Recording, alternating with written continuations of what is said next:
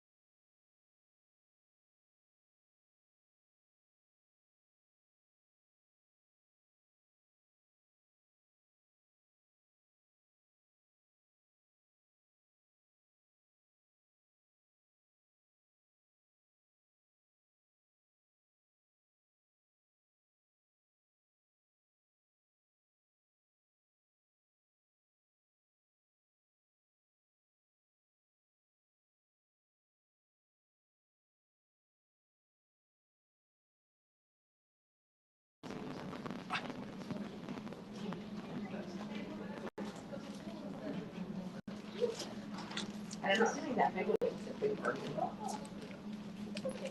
But Mark, can you go on with it for the second since your staff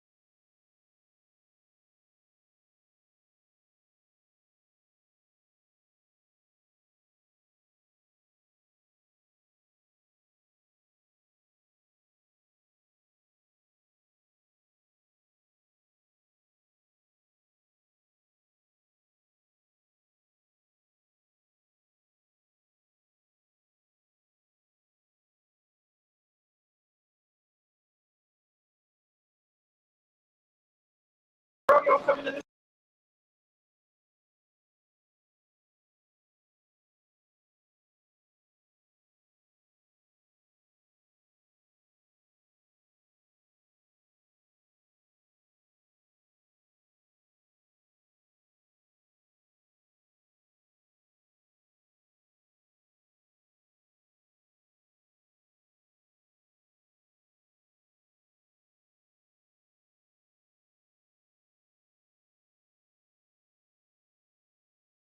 Everybody, if y'all want to come in closer, we'll get started. We'll kind of explain how today is going to go, and then we're going to get started with our activity.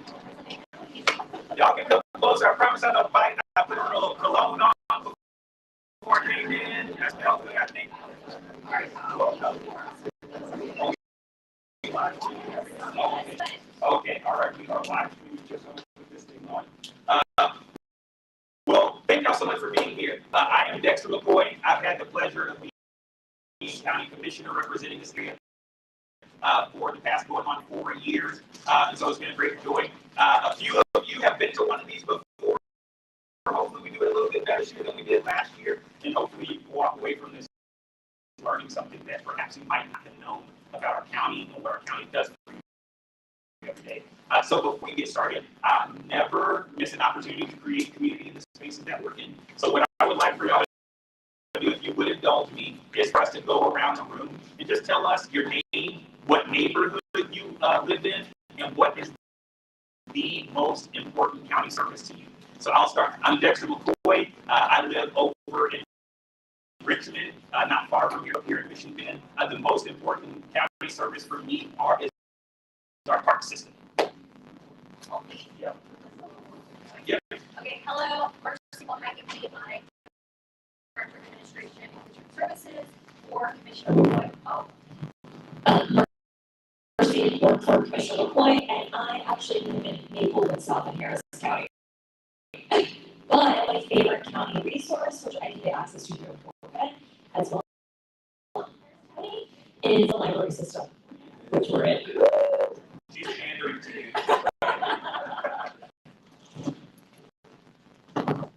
Hello, my name is Olivia. I'm a full-time student. This is my first meeting, and I really like the library system too. I volunteered here when I was in high school. Hello, everyone. My name is Mark Hampton. I'm the executive actually, and I'm a board member of Michigan South City Improvement Association and the Chelsea City Mud and the Parks Department over in Michigan. So I try to do as much as I can to help the community. And what I love about this guy right here. He's down the way. Great to see you. Thanks for being here. Okay, my name is Heidi Rivera. I live here for 11 years. And I like everything, any improvement in my neighborhood. I really love the way they come up with this library for the kids. So I just came here to learn more about it. Thank you so much for passing that. Hi, I'm Rick Shiver. I live over in West Oaks Village. I am president of the Friends of the Library here at this branch, so obviously for me, it is the library, so hence the shirt I'm wearing, yes. All right, well, and this is my wife, Dr. Shiver. She's also a member of the Friends of the Library here, and I would guess her favorite service is the library also. So, my name is Johnny. I'm his wife. But I'm also a member of Friends of the Library. Very important service we have here. Awesome. Thank you. Hi, my name's Archana Bassine. I live in Mission Bend, just right on Empanada, just right around the corner. I guess practically, if I think of things like when Barrow came, that it was the county that was responsible for taking the tree out of my road, and I didn't have to do that. So that kind of stuff. There we go. Amen to that. Our road and bridge crews were responsible for taking that tree out for you. So very good. And we're just introducing ourselves, your name, what neighborhood you live in, and what is the most important county service to you. Yeah, I'm about to ask what. Yeah. You're on the spot. All right. My name is Jess Martinez, and well, I don't got a job. I'm a high school student, and I live in Stony View Drive. Yeah, pretty much. What's your favorite county service? I would have to say medical, because they're actually risking their lives to help other people. Absolutely. Good. Stand up. Thanks so much for being here. And your mom? Yep. Welcome. Hi, I'm Anna Martinez, and I'm part of Providence. And I have to agree with my son, EMS is definitely my favorite. Love it. Love it. And I live in the Los Altos subdivision, long time resident, 40 years. And I've seen major improvements, glad to see the library here, glad to see the Boys and Girls Club here. Currently, one of the projects I'm working on is prohibiting or restricting commercial vehicle parking in our subdivision for the safety of children, people, vehicles, personal vehicles, and also property values, because nobody want to move someplace where commercial trucks are parking. I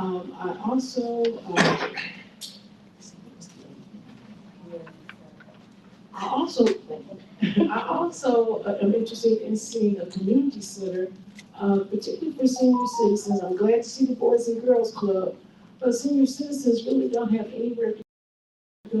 I'm gonna be your favorite person tonight because we're building one right here.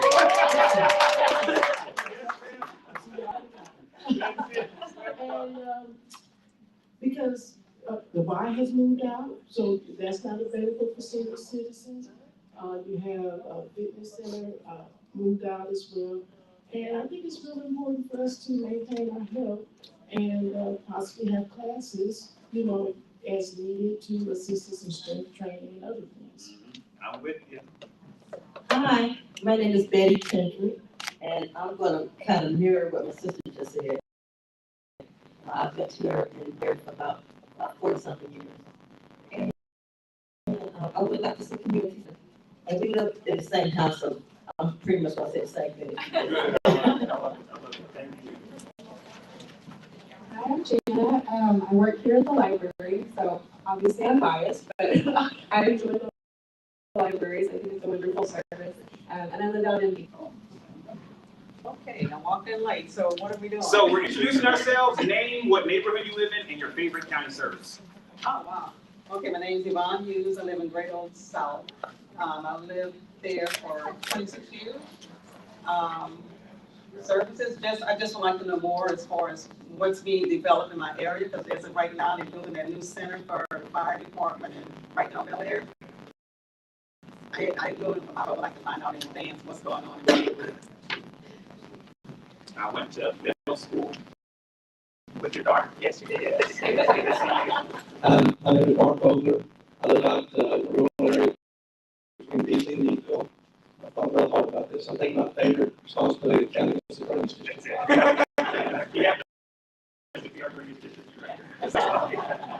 My name is Azmi. I work for Fort Bend County in the district clerk's office. I invite our fellow Fort Bend County folks to jury duty. This is, I would say, my library because I live up the road here in Mission Bend. So I bring my kids here, and parks are very important as well. So I take them to different places, and that's one of my reasons for attending today to see what's going on. Thank you. Thank you so much for being here. First of all, I'll say good evening to everybody. I live in Mission View West. I'm Vice President of the Homeowners Association. And we're glad to get a, what you call them, things for kids? Playground? Playground and plus a splash pad. Splash pad. The main things that we need to look at in our area, one is the speed limit is not a factor to a lot of these people because they don't care about go by the speed limit. And the other thing is we need lights on Chloe Road. Now, who's responsible for the lights on Chloe Road? We don't know. At least we haven't got that far yet. And also, we have a problem with 18-wheelers parking in the subdivision. even though they say that it's supposed to come, if you have a commercial side from 10 to 7 or 1, to me, that's still, that need to be taken care of, they need to be taken out too, as far as 18 wheelers inside the subdivision. Hello, Keith Taylor. I live in Del Webb in Richmond. I'd say my favorite service is the Fort Bend County Sheriff's because we live in the safest community in Fort Bend County. Hi, everyone. My name is Ali Hassanali. I have the pleasure of being Commissioner McCoy's Chief of Staff. So for all the other complaints you have, come find me, and I'll make sure to jot them down so we can get to work on it. I grew up in the Sugar Land area. I now live in the Rosenberg area, and I'm not pandering. Libraries is my favorite county amenity. I used to go to one. I had my library card on my keychain. So that's what I'll say. Hi, folks. My name is Daniel Vasquez. I do communications for the Commissioner's Office, and my favorite county service is public health, because if you're not healthy or mentally healthy, you can't be productive and make a difference in society. So that's fine. All right, Ms. Taylor? Okay, well, this is Ms. Gay, wife to Mr. Keith Taylor. Can I get you to introduce yourself as well? Hi, Stephanie Chambers, and I am also on the board with Cliff for Mission West Community. And my favorite service is the library with Ollie. All right, just checking out. There we go. Would y'all like to introduce yourselves as well? That's a no, no, no, no. Yes, would you like to introduce yourself? Great. Hi, I'm Lindsay James, and I'm the Youth Services Librarian here at the Michigan Branch Library. Where do you live and favorite county service? I live in Rosenberg, grew up in Fort Bend County, Sugar Land area, and the library. Wonderful, awesome. Well, thank y'all. Again, when I said I don't like to miss an opportunity to create community, now you know someone new you probably didn't know in the community, you know something about them and what's important to them. And so thank y'all for sharing and being willing to participate in that. Really, really important. We saw some common interests. So there might be someone you might want to talk to before you leave tonight, because maybe y'all have interest in the same thing. I heard a couple of people talk about commercial vehicle parking. Maybe there's some synergy to work on some efforts to be able to address that. So thank y'all so much for sharing. Tonight's going to be really important because we're talking about the budget. We build the county budget starting in about February of every year. And we're building the next fiscal year budget. And we started this is now our 3rd year doing the People's Budget Town Hall series, because, I like to think I'm a pretty smart guy, but I don't know everything. I don't even pretend like I know everything. And I certainly cannot know what are your priorities unless you tell me. And so part of this series is so that you can tell us, what are your priorities? How do you believe we should be spending your tax dollars as we're making a budget? And what we're going to do, and maybe there was oh yes, there's a slide about that. Okay, so what we do with the People's Budget. So one, this is our way of defining your priorities, our community's priorities. This is a community-led process. So after I do some of these intros, y'all are gonna have the opportunity to engage and have discussions about county services and what's important. This is how we create an accountability framework. We're gonna take all the feedback we get from this session. We have another one on Saturday and another one on Monday. And there's an online survey that we ask people to fill out, and we put that into a report and we give that to our department heads. And that's what's gonna drive some of the priorities that they present to Commissioner's Court, but we publish that. And so based on that, that's how you can tell us, well, this is what the community said, but this is not what I'm seeing in alignment with some of the budget priorities that the county has set. And then just overall, it helps to give us really good data and research to make data-informed decisions. So let's talk about what we learned from this process in 2025. Some of the concerns that we heard is that folks had concerns around law enforcement. We have issues with speeding and not enforcing our traffic laws, or folks have seen increase in some crimes and they want to have more of a law enforcement presence. And so what we noticed is that there were a lot of vacancies in our sheriff's office. And so what we did was we increased pay for our law enforcement officers. Part of our issue was retention. We had high turnover in the sheriff's department because we're competing with all of these other law enforcement agencies. And so we needed to increase pay because Portland County was like at the bottom of the list in terms of our salaries for law enforcement. So we made historic pay increases, and we went from over 140 vacancies to just 32 in our sheriff's department. So really big deal. We talked about, a lot of folks who came, we talked about investments in protecting our animals. That has a public safety component to it too. And so we worked with Health and Human Services and Animal Services. We brought in an outside consultant that did an audit of our Animal Services Department, made some recommendations. And so we are working through some of those now. Really what's important, people were taking, we heard that folks were having trouble with getting their cases heard whenever, whether it was in district court or county courts. And so real big fight for me and my team was in protecting our associate judge positions, because there was a movement to try to do away with them, which meant that there were fewer judges to hear cases, which means it takes more time. More people sitting around county jail, which means more money that we have to put there. And so that was really big. And then parks and third spaces, these other places outside of home and work where people want to spend time. And so we heard a lot around that. We're doing a master plan for Mission West Park. We're building a new senior center here next door to this facility. We've done a lot improving Four Corners Park and Recreation Center. And so those are some of the things that come out of the feedback that you give to us. So real tangible things based on the things that you tell. So really important. So let's talk about where your county taxes come from. So the county, where money gets funded. So the county and all of the services that we provide are almost exclusively funded through property taxes. So when you get your property tax bill, the commissioner sets the property tax rate for what the county takes from your property taxes. The largest part of it, do we have a slide on that with the breakdown? Okay, not in this one. Okay. So typically, when we go out and do town halls, we talk about the proportion of your property tax bill. What's the biggest part of your property tax bill? Any guesses? Schools, right? That would be the biggest piece of that pie. What's second to that? Anybody? Say mud and city taxes. It's like you've been through one of these or something before. That's exactly right. Your mud or city taxes, and then it gets into whether you're not even in an improvement district, but the county is often one of the smaller portions of your property tax bill a month, right? It's like second and third sometimes. But we use what we collect in property tax revenue to fund all of these services that I think we might have another screen for.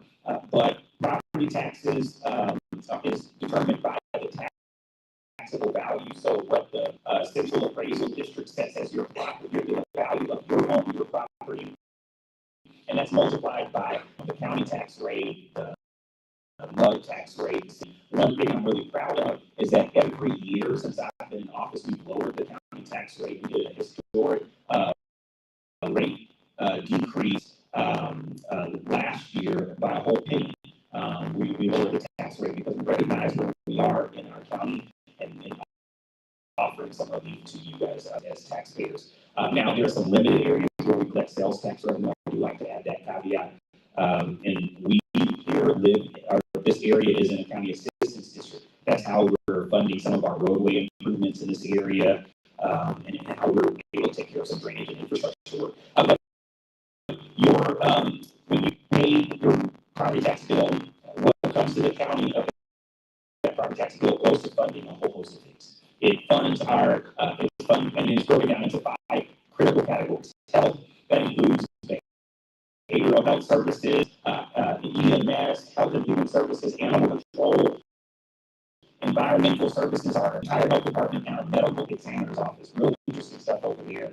I still have yet to set foot in our medical examiner's office, but it is a flagship image office in the entire state. A lot of folks come and see what we're doing, but you fund that through that portion.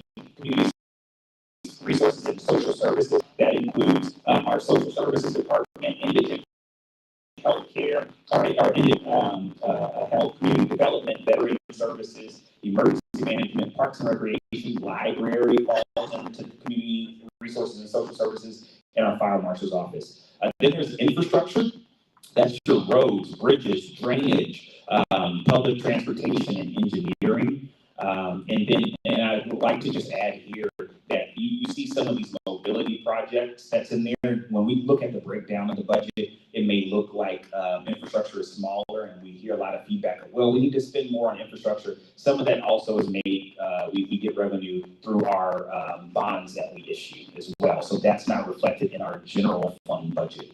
But our court system, this is a large part of our budget too. That's the county courts, district courts, our specialty courts of justice, of the peace, traffic courts, stuff like that, child support, and our county law library, and law enforcement or probation. This is exactly what it sounds like. This is our sheriff's office, the detention center, our juvenile probation, our constable's offices, adult probation. Those all fall in those departments, or those buckets. So this, okay, so I need to just stop. Oh, I went way too far. Got ahead of myself. Thank you. I told you, y'all gotta guide me on this. Your boy's been a little busy lately. So, all right, so I'm gonna invite one of you to come up and explain what's next.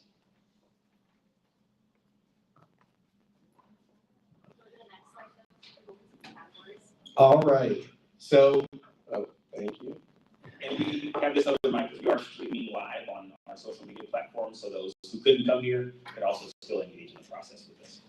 All right, so what we are gonna do now is probably the most unique activity you'll do, where you're gonna actually help us build a county budget. So we're gonna divide you guys into two teams, two tables, not really teams. But what you're gonna do is we're gonna give you some tokens, some wooden tokens.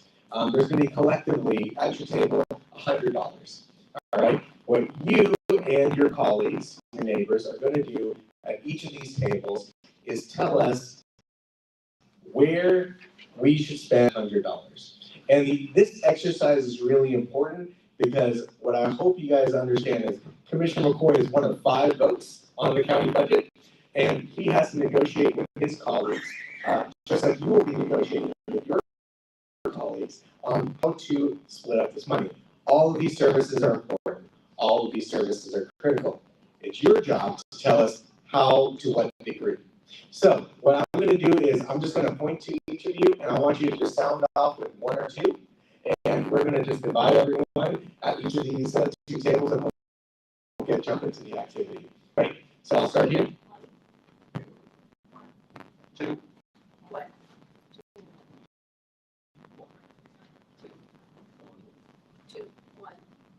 I'm going to jump over here to this Kendrick. Yeah. Stepping over here. Say 2. 1. All right, did I miss anyone? All right, if you're number 1, please join me at the table to my left. And if you're 2, please go to the table to my right, and we will jump into this.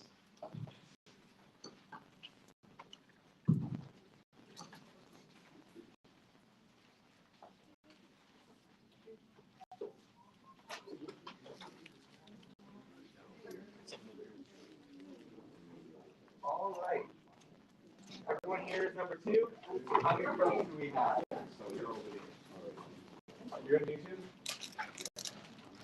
2? Yeah. Okay. All right. Sorry, I was filming you. All right, so I'm going to over here.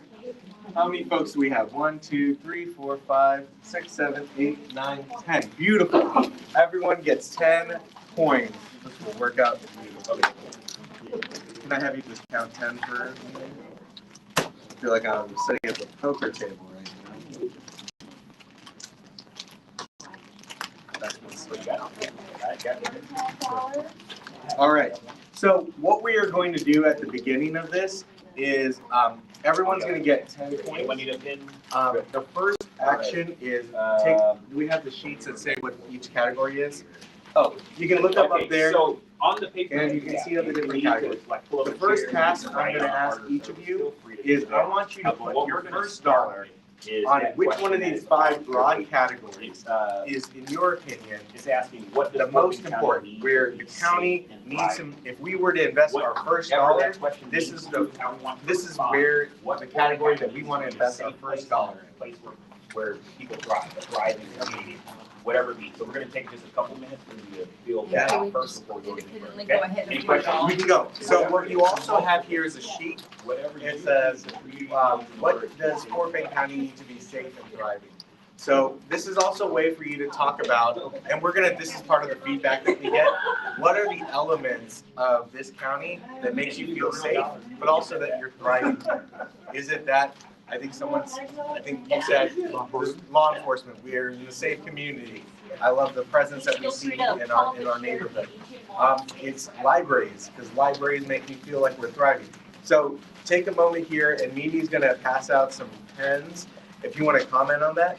And while you're thinking about that, or after you've thought about what you feel like that is, I want you to take that first dollar and I want you to put it in one of these broad categories. Who here does not have your 10? That's your 10. Who needs a pen? Okay, I will go grab some pens. Yeah, we'll get some few pens.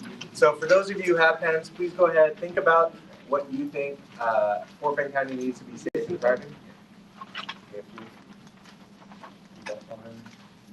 Who else? Anyone else? You have the other sheet. Take about 30 more seconds. Perfect, that's what I need. Thank you.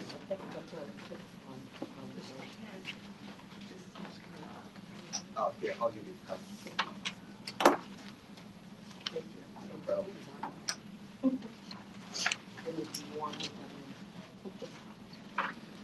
All right, so go ahead, write down your comments, and we're gonna share just what do you think specifically Fort Bend County needs to be safe and thriving. Finish your thought here, and then we're gonna begin to share. Yeah, grab your $10. All right, so what I want us to do now is for us to share out what you wrote. So if you just tell us what you believe Fort Bend County needs to be safe and thriving, and just why you chose that. Who would like to go first? You can put that on there. That's The parish plan, yes, sir. Yes, ma'am, go ahead. Fun fact, it is actually the 3rd largest energy producing plant in the nation. But it's also, I can see from, yeah. so this is what we think. Effective elections. So I'm another fan, I am the elections office in Fort Bend County. Right now, you're just Health putting it in your services like head, vaccinations. ignore this. What do you Like think are the roads. services, activities, infrastructure, whatever it is that makes this county, Affordable or housing. would like to see this county to make it safe and thriving? Because we're gonna talk about how it plays into these categories.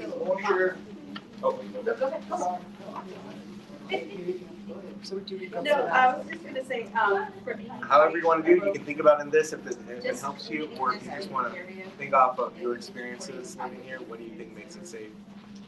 Different age groups. Lighted streets and roads, doesn't matter where. I see a few people still riding, a few people are done. I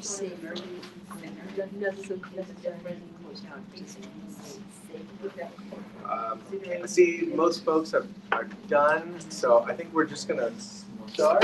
Man, you wanna tell us what you think Fort Bend County needs to make it safe and thriving?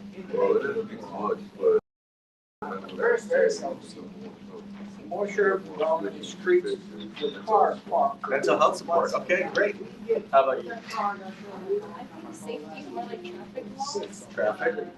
Especially like during school hours. Remember when I was a high school student, it was such a hassle to get out. So, school safety, pedestrian public safety, but also egress and ingress on our roads, okay? How about you, ma'am? What aspect of health? Mental health? Okay. Also, and traffic laws. There's The libraries, okay. stop sign running going on there. It's very dangerous to drive around if you don't pay close attention to the traffic. So health to make sure that we're healthy, and then law and looking at law enforcement, but also how we prosecute those laws and Where people have our court systems. better Sir? themselves. My Healthcare. first choice is the court system. Okay. Good roads, good Okay. sewer systems, all. Yeah, the county is a level where justice really does happen. I Right? know Yes, we ma'am. have Community services, resources, walkability, problems with shared roads, spaces. not something For people. Wonderful. lot of roads leave Every spaces. and I know walkability, this pair. Almost in line with the community services, but I was thinking more of having stuff for kids and teens to do to keep them productive and stuff like that. So when we're looking at recreation, really thinking about the generational levels of this too, right? We are seniors, when we're rich, but also kids. If our kids are safe and happy and thriving, then our Sometimes community I have got a number and I called him a couple times. He never called me back. We have another problem here. Yes, we do have, our county EMS is one of those services They have that trees goes in their everywhere. backyard, they throw them over And the we do have a fence. thriving EMS service here in Quebec. Where you walk. So for me, I feel we have to hit the main source, Road law people to enforcement, cut grass. because they have to So I had talked to protect us. Mr. So if you don't have that, then what are we? And then the next one, because we have that protection of law enforcement, then we need to be able to have that system for us as well. If we don't have that, then we're in trouble. So the next is very important is health. Our health is, as we get older, is very mandatory. We need good services within the health system. And another thing, correct, on the mental health. Mental health is really bad in any state you go to, whether it is dealing with veterans, None at all. People walk. just all sorts of functions. So mental health, and that's another reason why we have a lot of homeless people. Because maybe they're not getting the care that they should be getting, so we need to focus on the root of the problem. And then clean health. The reason why most of us, a lot of us are getting sick in Texas because, I don't know if you realize, but we have at least 178 people die per year because we don't have enough education to say, hey, do you know that's killing us over here? So then what are we gonna do about it? We need to be able to get our clean air. Because if we have clean air, we're not gonna get sick. I'm from California. Coming here, I now have asthma and everything else comes with it due to our not clean air. Oh, and big time allergies and, yes. So that is very important. Everything goes, it all.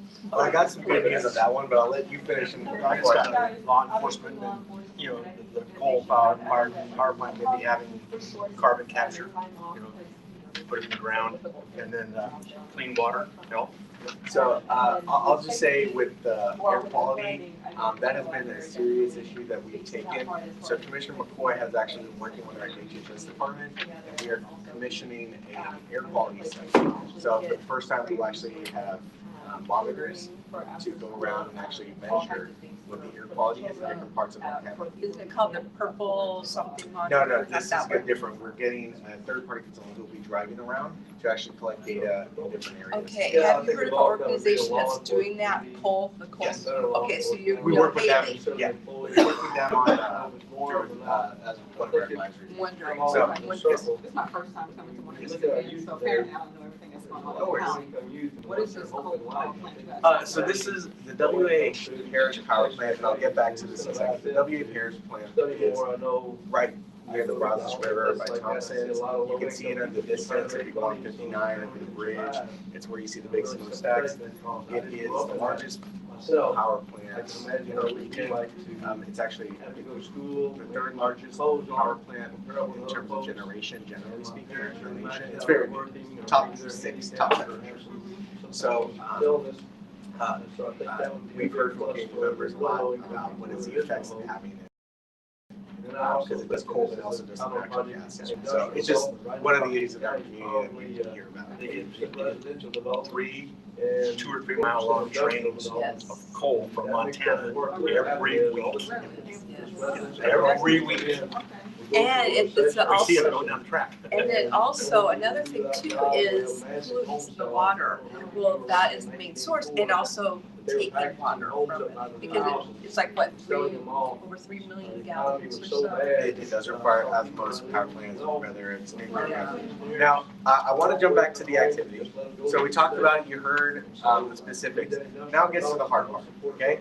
If you had $1, your first dollar, and you had to share what is your priority, I want you to place it in one of these 5 broad categories. And I'll tell you what we're going to do after it, because we're going to say, why did you put your first dollar in? And explain why that is your highest priority when you think about the county and what service we provide to you and your neighbors. So go ahead, take your moment, put your first dollar down, and then we'll talk about it.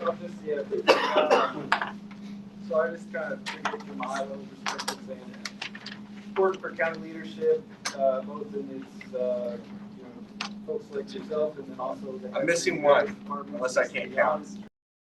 No, I can't count, that's what happened. Okay.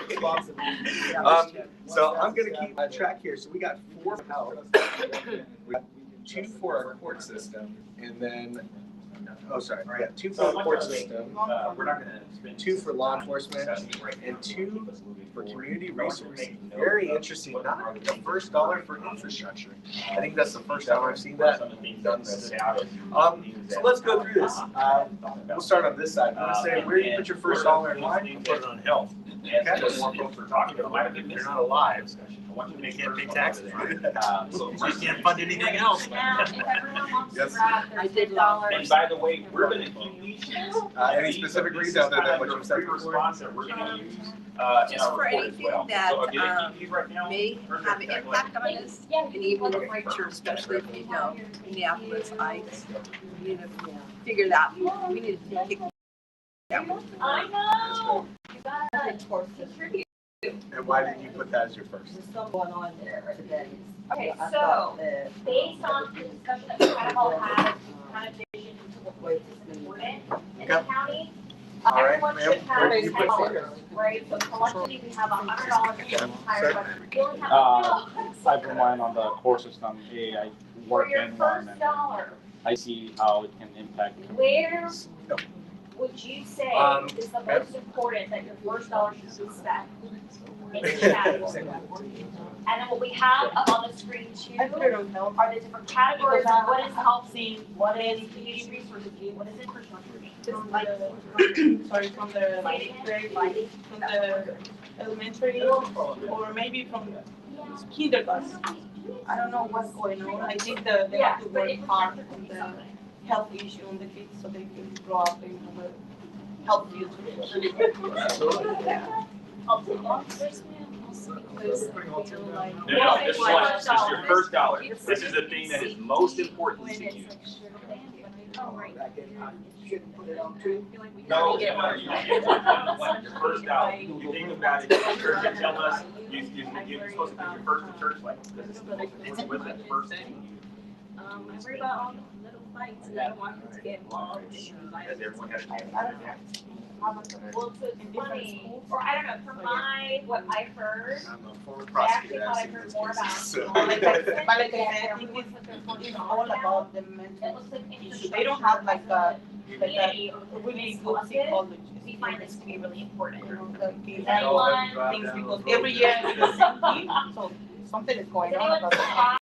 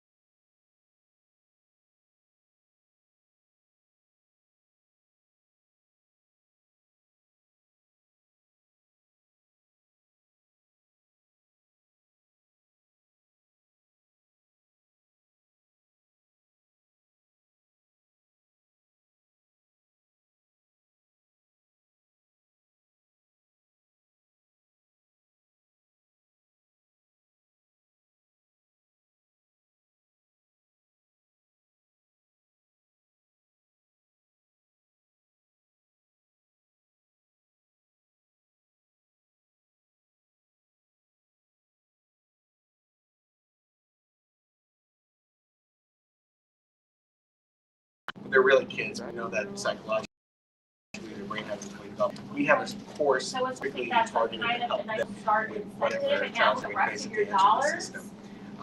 We have DWI court, we have some theft programs as well, where people get caught up in not, that happens at all Yeah, ages. so all the county courts, district So courts, there is a specialty whole number of courts, services child that we support try to provide through our court system that isn't just punitive, but so I Fort Bend County does a great job in that respect.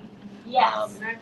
Mental health, we do have behavioral health services. That's one of our major departments. They focus on health, but not just in the community, but also with our. No, it's hard, right? Try to just, I'm gonna run you around. I think that they need to focus on Move around. I have an elementary one, I have a middle school kid, I have a high school kid. And they've been carried the same, because I talked to my daughter, she's in high school, about to graduate. And the same issue, all this, with the schools. So where does it, what elections? So we have limited interaction with the school because as Commissioner said, the ISDs are a separate taxing entity. And a lot of what they have is state statute, but where we can partner with them, we definitely do. If you notice here in the library, we actually have a program called Teacher in the Library, where we have actual teachers who come here every 4 days a week, and kids can come with their own homework to get one-on-one time with teachers. So we do have little programs like that. That's the reason why our library system is the best, in my opinion. So, one second. All right, let's jump into the next phase of this activity. They got $9 more each. Put it down. How would you spend your other $9? And then we'll see collectively how we do. So you can put as many on one as you want. You can see how some of your colleagues are doing it and shift your resources as needed, but definitely you want to put all your money down, and then we're going to see how collectively we've created our budget for the county.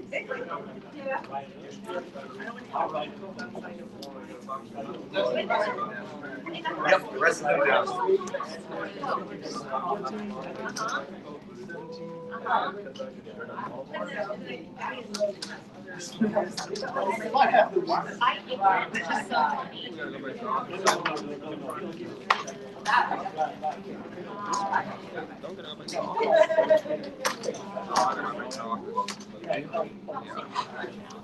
I wish you could tell me that, man. My laptop here.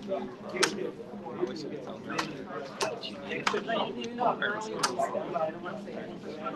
Now I know next time. all the current construction going on. Okay.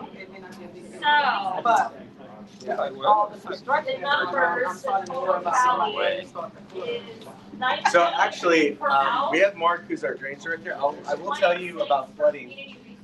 Our drainage district has regulations that specifically say that any new development that comes into this county, they cannot have an adverse impact on the neighbors. So if you want to know why we have so many man-made lakes in Fort Bend, those are detention ponds specifically designed to prevent flooding and overflow into other areas.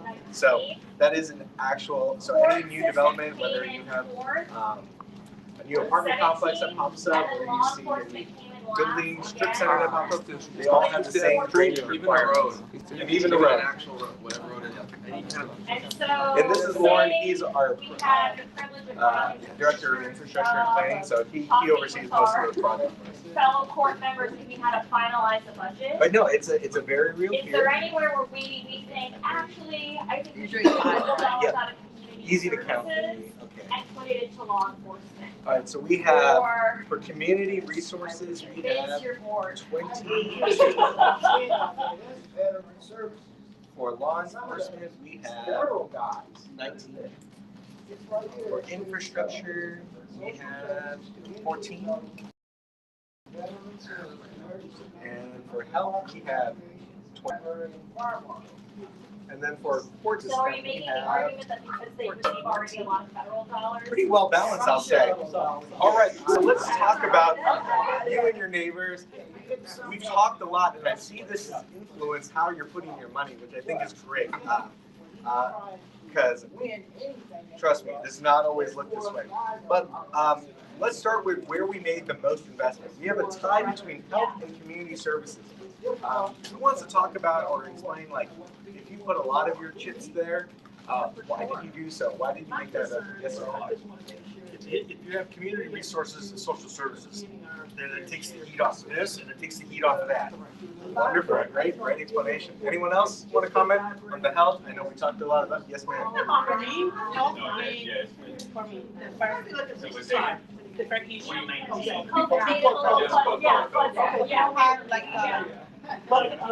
mental without very good health, you're not gonna get any of these. No good jobs, no good police, none of the communities can teach others the good. Gotcha. And all alone in third place, we have law enforcement with 19. Everyone feel of the 5 broad categories, putting this in the middle? Okay, anyone want to comment on that? All right. Well, yeah, about law enforcement, that's had to say that have less of this. It's a deterrent. Yeah. I'm saying that. It's a deterrent. So, and in tied in fourth or fifth, however you want to look at it, we have infrastructure and our court system support. Anyone want to comment why they did or did not put as many of their dollars in those 2 buckets? I put more in the court system. Okay. Because for me, you also enforce the law first. Then you gonna find a way to go. I got you. All right. Anyone want to comment on infrastructure? So infrastructure, honestly, Portland is, I love driving more Portland other than like Harris. It's like pothole after pothole. We definitely make our investments for sure. Our goal is to create I'll walk out infrastructure. There's a lot, like, I would think a lot of create infrastructure money come from all the way in here in Michigan, Richmond area. If they partner with Portland County, then that takes the heat off. So it makes less money. You would hope so. Not what we are, you're right.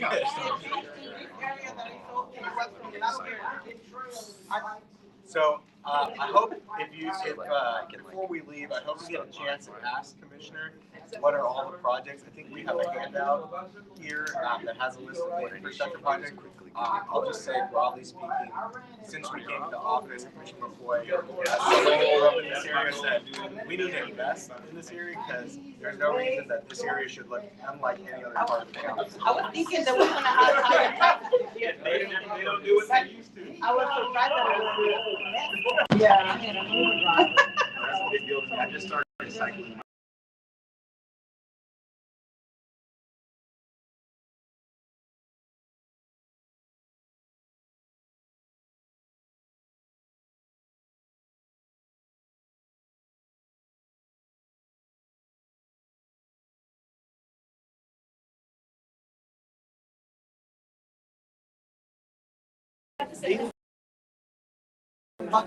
Is there enough in another? And if that's the case, where would you recommend to your colleagues here, your neighbors, that we should reallocate $1, $2, and why? And can you convince them? Yes, ma'am. If I could, Yeah. I would say that we will have the same thing everywhere, like 50-50. If we can do that. No, y'all each put your money down. Because everything works together, I right? understand. Everything works But together. here, but what I'm, Somehow, right? the purpose of this activity, or part of it, I should say, is to understand that we have limited dollars and we have to allocate them. And everyone always has needs, but we have to prioritize those needs. So what you're helping Commissioner McCoy do by this activity, saying, this is the priority. I know it's tough. About street lights or. Me and my neighbors, we talked about it, and we said, this is where we want more of our dollars if possible to be invested in community water. So, this is open for all of you. If you have a suggestion, I want to move $1, $2 from here to here, and this is why I recommend it. And you convince your colleagues. I would not find money on the. So infrastructure. I don't know. I think the status quo. That's what I want to keep. I think where I put my money, I feel comfortable, but I would agree with the gentleman. And I would not mind maybe taking $1 or $2 out of the court system and putting it either in community or in health. Because as he stated, if you have those 2 things working well in a society, You don't need as much for law enforcement. I'm gonna take your suggestion here. I'm gonna take $2, put one in health and one in social services. Who agrees and who disagrees with that change? I agree. Everyone agrees. The devil has work for idle hands to do. All right, any other suggestions? You want to? Question. Yes. My husband and I come from California and, Okay, Let's go. moving $1 from the community to law enforcement, raise your hand. bringing up the eyesores of murder and. Am I a voting member? No, we will talk about, you can answer Denise's question in a minute. But I want to finish this. Is there anything else that people want to recommend moving? Okay, Yep. All right. This is your budget. and are we good with this being the final say? Yeah, everyone's good? You want to take a vote on it? All right, so the only thing Who we wants to move $1 from? is I added one to, Health services and community. I think both. and we should have 2 out of the court system. All right, well, your final tally as group 1 here is we have 23 in health, 23 in community resources, 14 in infrastructure, 12 in our court support system, and 19 in law enforcement. Everyone feel good about that? All right. What we're gonna do now is we're gonna actually go and we're gonna see how does the budget match play out if we book the county budget in each 5 buckets. But I had answered a question. What was it again? Nuisance. So here is the, unlike California, the state of Texas does not really like local government. In fact, they have reduced the amount of power. So the county, by statute, is really only allowed to do things that the state of Texas says it can't. Whereas cities, they are allowed to do everything except what the state says they can. That's just budget. Right? So we have to usually find power. And the state of Texas says we do not have noise ordinance power. We have very limited nuisance power. So we would have to see like a rat infestation or something. Before we can act. That would be a public health. Oh, yes, typically. You know, Um, what's that forward-looking planning for like what's on So- horizon, how looking to, Yeah, people want to know where you live, how loud it is in your house. And we can talk There's a a little bit website called howloud.com. Go there, plug in your address, it'll tell you on a scale of 1 to 100. So the county Yeah. might not have 7. Look, the county does not have noise ordinance power. We don't have, power. Yeah, we're done. Okay. Yeah, so we really can't do a lot. There's really a true story. All right, so everybody. For the most part, if you're an unincorporated Corvette, you shoot a gun in your backyard, your neighbor complains. Unless they were aiming it at you, you can't really do anything about it. Before I finally got out. So that's unfortunately, the limitation. We do our best to try to work around that, make our HOAs and HUDs, see where we can, property owners, maybe work something out. But that's really one of the limitations we have in Texas. All right, if you don't mind going and having a seat, we're gonna talk about this together and what happened. Thank you all for participating. I hope you learned something.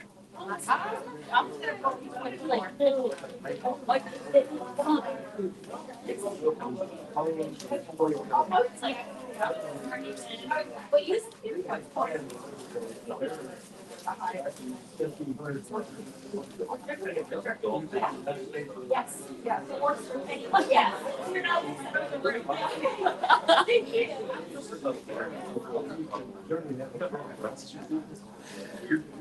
All right. Okay, so how was it? How did that feel doing that activity? Good? Enlightening for some of you?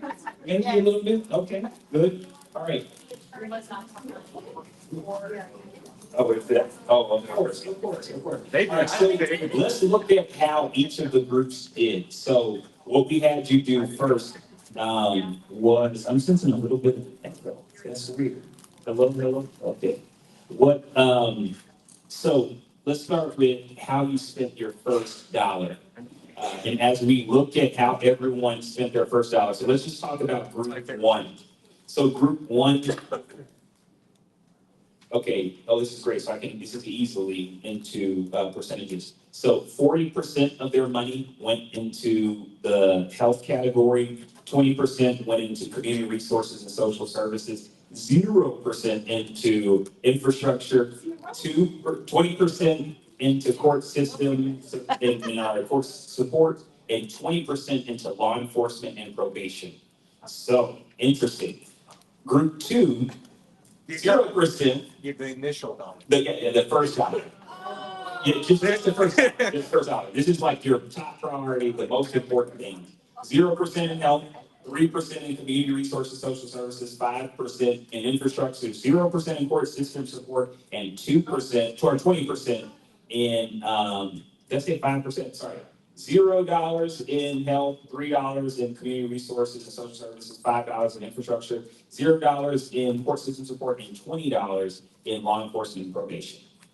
So then, once we got into from the first dollar allocated, your initial allocation. So let's start with group 1 again.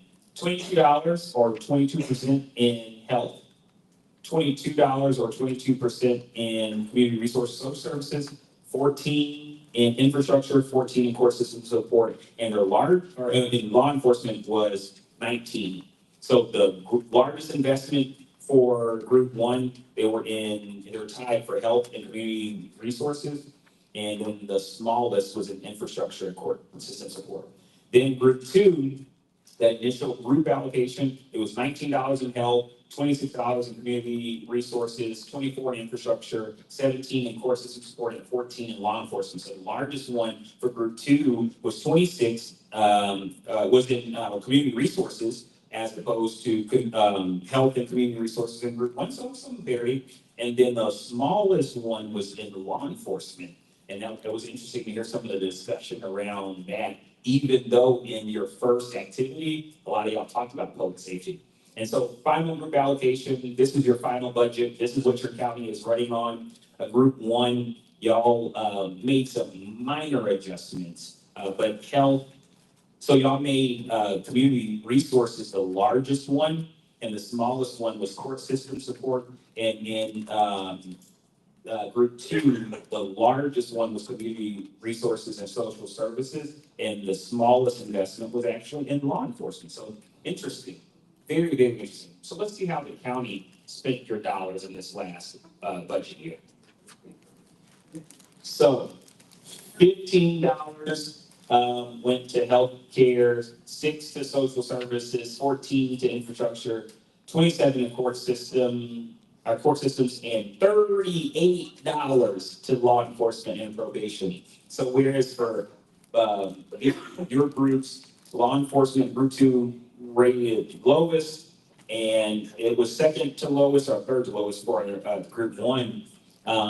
It is the highest in the county's budget. What are some of the things that this makes you think about? Is it shocking to anyone? Salaries. Salaries, so that's not too surprising. I'm surprised about the court system. You surprised about the court system, Yeah. that it takes up so much? High. That is pretty high. Yep, gotta pay judges, that's right. What else? Come on in, sir, feel free to come join us, you're welcome here too. What else? The disparity between what folks wanted to spend on social services and it being the lowest. Being the smallest part, yeah. What do you think might be the impact of that? Everyone gets in contact with law enforcement. Everyone gets in contact with law enforcement? Yes, ma'am. I think it's the less involvement in the community. Less involvement. Yeah, because a lot of people, you know how many people we are here today? Yes. And how many should be? Yeah, no, that's right, Curtis. Yeah, it's less involvement, that's fair. Any other thoughts?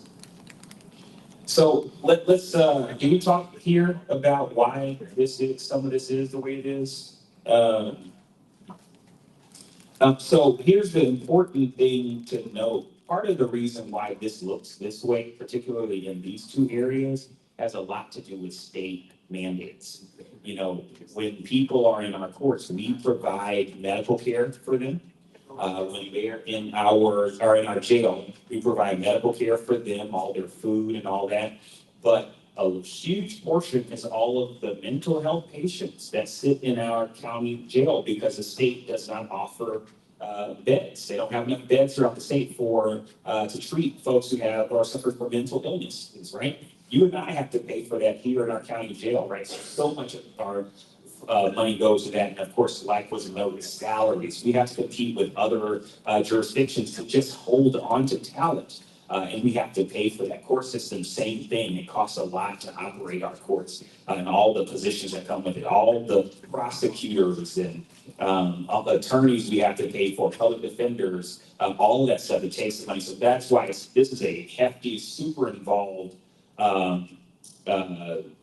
process going through our court systems and our judicial systems. And so that's kind of why that looks that way. Let's talk a little bit about how your property tax rate has looked over time. As you can see, back in 2019, just before the pandemic, our tax rate was 46 cents for every $100 in property value, and now it is 42 cents for every $100 in property value. And this kind of shows what that looks like in the proportion of our tax rate that goes to different things like drainage district versus our general fund, our maintenance and operation fund for drainage district, road and bridge, those sorts of things. And what's actually interesting, as much as we talk about infrastructure, of your property tax rate that goes into our overall general fund, this, you can see,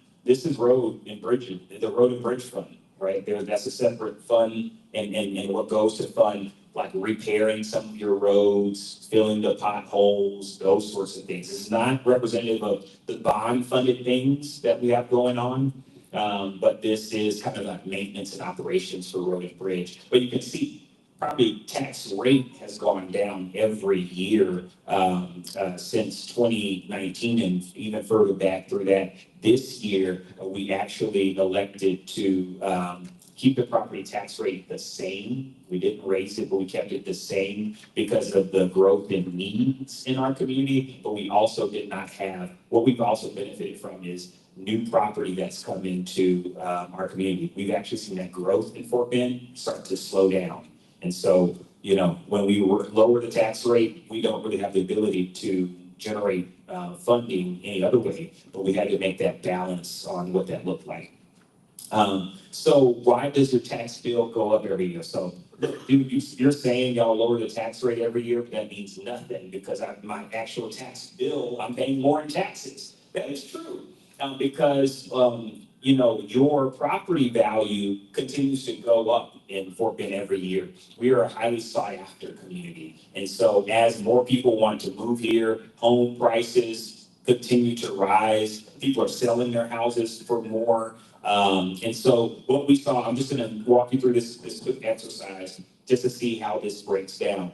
So in 2025, taxable value, say your house was worth $300,000 and the county's tax rate in 2025 was about 43 cents for every $100 in valuation. That means that your county tax bill was about $1,300, $1,279.50. And so the cost to you is about what's there. In 2026, if your tax here, there was no change. We actually, that probably should have shown for next one, your property value would have gone up. But you see what that impact is. So a lot of folks say, well, why don't you lower the tax rate enough to where what I have to pay doesn't change, right? You decrease it enough so that I don't pay a penny more than I'm already paying. So let's talk about what the impact to the county might be if we were to do that. So say that in 2026, your house, your taxable value is $330,000. We have the tax rate we have at 0.4265, almost 43 cents. Your tax bill would be $1,400, right? And so this is a better illustration. If your property tax, your taxable value went up, by $30,000 in property value, that means that your tax bill would have increased almost $200 from one year to the next, about $30, right? But if we, so that means that the cost of the county, we gain $60 million more in revenue from that, just by keeping the tax rate the same, but your property value, your taxable value went up. The county sees $60 million more in revenue with you paying, what you pay your bill. But say, for instance, we dropped it so that you paid nothing, more than you paid the previous year, that cost the county about $60 million, right? And that's just if we, and they did some special math back there to figure out how that works, and I'm probably not explaining that correct. So that means you have to cut services. That means fewer EMS trucks on the road. That means you have to not give salary increases to our cost of living adjustments to our employees. Like those are the sorts of decisions that we have to make. And it's really tough because we have to both balance affordability in our community and what role we play in that, while also meeting the demand you place on us for the sorts of services you want to see and how responsive we are and how your county helps to support quality of life in the community. So it's these are tough decisions that have real major consequences. Yes, ma'am. This is maybe naive. Do counties get any money from the state? Yeah, we do. In some limited situations, so grant funds are a very real thing. We, for instance, I was just at Houston-Galveston Area Council to receive a check from the General Land Office to help with some of our drainage projects in the county. We received from the federal government by way of GLO, was it almost $60 million? 56. $56 million to take care of Brazos River erosion. Major issue. People are literally losing their homes. What we're not getting as much of that we would hope for is money from the Texas Department of Transportation that helps us with some of our roadway construction. What we're not getting is money from the federal government to be able to help us, with some of our roadway infrastructure. And really, folks say, there's been this narrative about, emergency management, for instance. We rely heavily on money we receive from the Federal Emergency Management Agency. And now the idea is that, states and local governments can handle that. You don't need handouts from the state. Well, the issue is that's my tax dollars and your tax dollars that we send to the federal government that should flow back here. So that on the local level, we're not having to foot more of that bill, but we collectively as a nation share that burden of responsibility. And so it's interesting. We do receive some federal funds. Health and Human Services, for instance, relies heavily on federal funds. But as we've seen some of that cut, we've actually had to lay some people off this past year. More from federal than from the state. Yes, and oftentimes a lot of that money that we get from the state flows from the federal level. Now, there are some instances where there are partnerships that the state has way more funding resources than we do. Some of the work that for instance, we tried to get money from the state to help with expansion of broadband infrastructure. Right, that was a fund that they set up to offer money for rural broadband expansion. Things like that. We do see sometimes that the Texas Water Development Board might make funds available to do like a water plan or stuff like that, and that helps local governments. But we don't see huge amounts of funds flow from the state to our county and municipal governments. Yes, sir. I don't think paying property taxes is the problem. And we all know we gotta pay property taxes because that funds the counties. The problem is that in this state, the appraisal districts are the villain. Every year you get your property, it's 10%, 10%, year over year over year over year over year. In California, they passed Proposition 13 in 1975. It can't go up higher than inflation, which is 2%. That's what it should be here, 2% and no more. And so what they've done is they created a big bureaucracy of protests. And these companies are making millions of dollars off the backs of taxpayers. Yeah, appreciate that word. So for those folks who are joining online, I just will repeat. Basically, the property tax system in Texas is broken. Because essentially, as much as there was a whole proposition where, you cannot, what was it? Was it the estate tax or something, a billionaire tax, or whatever, where we basically can, by law never now or in the future, tax future gains for billionaires. We can only tax on realized gains. But we get taxed on unrealized gains every year. We don't realize the gain in our property value until we sell our home. And if you have no intention of ever selling your home, you don't ever realize that gain, but you sure the heck you have to pay that every year. And so, yes, it's a broken system, and it's a problem. And part of it is our state's hoarding of some of the revenue streams that they have, like the gas tax. They have, tobacco taxes and all of these other taxes. Those monies don't necessarily flow to local governments. By and large, the state, they try to pick their kind of pet interests that they fund through things like that. I think that the appraisal thing, that's like an insurance thing that they have created just without our asking for it, and we have to pay for something that we didn't ask for. Yeah, no, I agree. I can spend all day right here. Yeah, it's something actually we want to do some legislative priorities around, so maybe in the future, if God willing, I'm still around, we'll do some Look stuff up, around that. Proposition 13 from California. That's good. Because we saved over 30-some years of our house, we paid $3,000 full time. And we didn't have to fight, we didn't have to do all the stuff that we're having to do now. And there's no cap on your property taxes, meaning that you do get a lower, it is lower, but it go back up. They're just like giving you a little candy, giving you a little carrot, and then it's gonna go back up again. Yep. And I'm gonna say this one because you made me think of it, and I promise I'm moving on, so you're respectful of your time.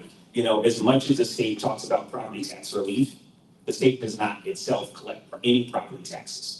It's your school districts, your cities, your MUDs, your county governments that collect property taxes. And so when they give property tax relief, they're really putting more of a stranglehold on our local governments to be able to provide services to you without giving us revenue to be able to cover that. The check that they send all of us as their property tax relief has marginal impact on the actual quality of life that we try to strive for here. And so it is something for us to be concerned with, but I'm gonna keep my cool on that. So yeah, I'm just, some more things, you have those slides there. So this, I wanna wrap up here. Oh, we did good on time. Oh, dang, look at y'all, okay. So let's just talk about the process from here. So right now, we're in the middle of budget development process. The budget office just sent guidance out to our county departments about how to use the system that they're going to need to use to build their budgets. And so they just passed our schedule for just last week. We adopted the schedule for this budget cycle and the policy. And we'll be still going back and forth on that in January and February. Right now, the appraisal district is starting its process of evaluating property values and what exemptions apply and all that. They're starting that process now. Then between March and May, departments start to submit their budget requests to the budget office. And now we're starting, our calendars are about to start getting filled up with a bunch of meetings with department heads so that they can come and tell us what some of their needs are. They see, hey, we need more staff because, we're seeing needs in this area or that, or EMS has talked to us about the need for more medics because they're trying to change the shift structure for our EMS officers because they're getting really burnt out with the structure they have now. So all those meetings will start to happen here in around the March area. Then we'll start having some preliminary budget hearings. I can't remember when the first one was. In May. So in May, we have our first preliminary budget hearings. This is important. It's important that just as you showed up here, I'm one of 5 members of Commissioner's Court. I want you to, if you can, make yourself available one of the days that we have those preliminary budget hearings. Come speak. We really had to fight to get public comment to be added to these budget hearings because really it was just department heads coming up talk. Okay, yeah, we talk and we leave, right? But no public input. Your voice is really important because we need to know some of the things you're experiencing and what your priorities are. So come speak at those. We'll make sure to publish them on social media when those happen. The preliminary budget hearings, then in June and July, we get to the recommended budget. More hearings will happen there, more time for the public to speak. And then the proposed budget comes out in August. At the end of August, the proposed budget will come out. And we will adopt the tax rate and the budget in September. And that will take effect in October. And so I think they have here September 22nd is the first hearing on the proposed FY26 budget. for Fort Bend County and the Drainage District. And the second one is on September 23rd. So mark your calendars for that. Definitely invite as many people as possible. Again, I love public participation because I think we get better results when we hear from you. And then October 1, we'll start with the new budget. So that's the cycle. Now, we have 2 more of these meetings that are happening.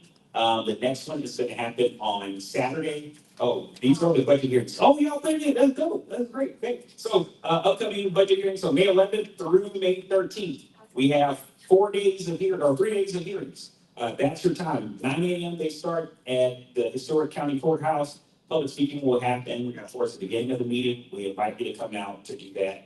And I think we break for lunch in the middle, and I'll see if we can't work in another time for public comment if you want to come during your lunch break, so that you can do that. Yeah? Yeah. Oh, great. They're gonna make it happen. So our next town hall, sorry, I'll put it back on the screen, so those of you who are writing.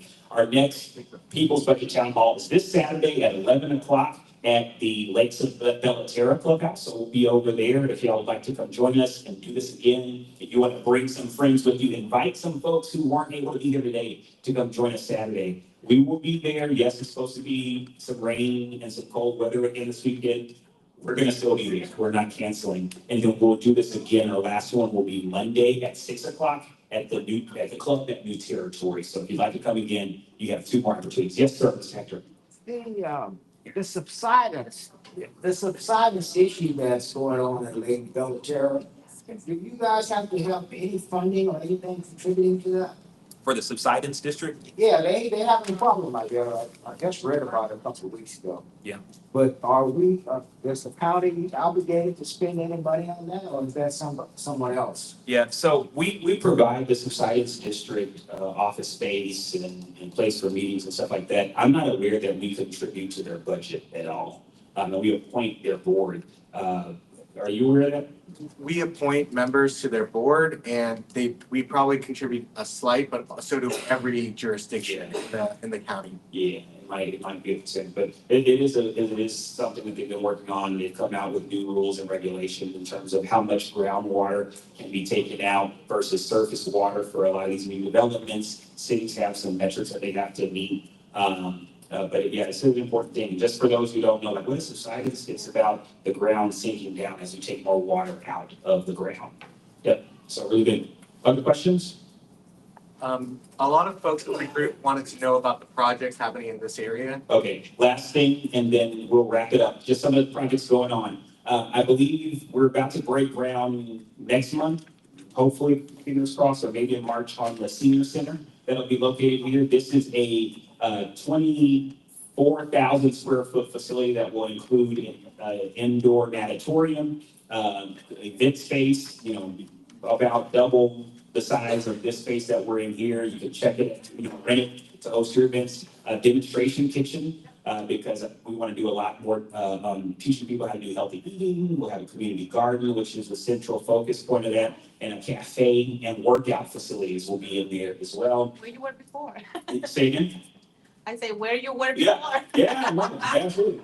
And so that's gonna go there. We are working on some roadway improvements over here. We have a roundabout that's going in right now at Winkleman and Castlegate, so like Gaines Road area. We are hoping to start construction on Gaines Road to make that a safer concrete road with sidewalks and drainage, so you don't have those big open ditches on the side. So we're actively working on trying to acquire 2 more parcels of right of way so that we can move that towards construction. We're about to build sidewalks along Clothing Road right outside of Mission West subdivision. Right now, those don't exist, and that's a major safety issue with that school over there. And so we're about to start construction of that in April, I want to say, is our plan to start construction on the sidewalks there. Like I said, we're doing master plan for Mission West Park. So yes, we're improving. We could put a new playground set there in 2023. We are currently constructing a new splash pad, but that park can be so much more. New parking lots needed, restrooms, all of that, and trails. So we're going to start the process for that. We will have some public engagement meetings around that because I want your feedback on what you want to see. So we'll be sure to make you aware of that. And I think Eventually, we will get to reconstructing Clothing Road, the old 1464. Same thing as Gaines Road, make it a concrete road, with a center turn lane, sidewalks on both sides, with some drainage, in there as well. We're also going to be adding footbridges along along Keegan's Bayou in partnership with the West Keegan's Bayou Improvement District. So if you have any interest in the work, definitely talk to us. If anyone has any interest in engaging with us on that, please let us know. I will say this as a last plug. It's really important to me to improve sidewalks. They are a major means for folks to get around. And a lot of our sidewalks in this area are broken and need repair. For those of you who are in here who are on mud boards or have influence over those, we have money in the county. We want to partner with our mud boards to be able to improve sidewalks. And so if you'd like to take us up on that, we will help to cover some of those costs, but we want to improve it because unfortunately, I remember I was at a Mission Glen HOA meeting back in 2022, and this, 70, 80-year-old woman was complaining about how she got a note from her HOA saying she needed to repair her sidewalk, but it was gonna be thousands of dollars. And how many of us here have a rainy day fund for in case you need to repair the sidewalk in front of your house? But it's something that's important we need to take care of. So we have money there. I want to partner. We've only done that with one neighborhood so far, but I want to do that with more of our communities in here. So if you'd like to take advantage of that, talk with us. Let's get an agreement going and get that done. Any other questions? Yes, ma'am. Not a question, but just an observation. There's a saying that an ounce of prevention is worth a pound of cure. And I noticed that a lot of the budget is going to court system and law enforcement, but perhaps if you put more of that money into community services and infrastructure, you might not have such a big need for law enforcement and court system. That's good. Yeah. And I love the suggestion about the property taxes not going up more than the cost of living. I love that. Yeah. That's it. Yeah. What? So one of the. Part of the reasons, again, as I said before, that we spend so much where we do is all the unfunded mandates from the state. And Aaron Burgess here is representing State Representative Sulaiman Lalani, Dr. Sulaiman Lalani. So he's the one y'all need to say, hey, work on something with our property tax bill. That's that guy. All right. Thank you all so much for coming out. I'll see you all soon.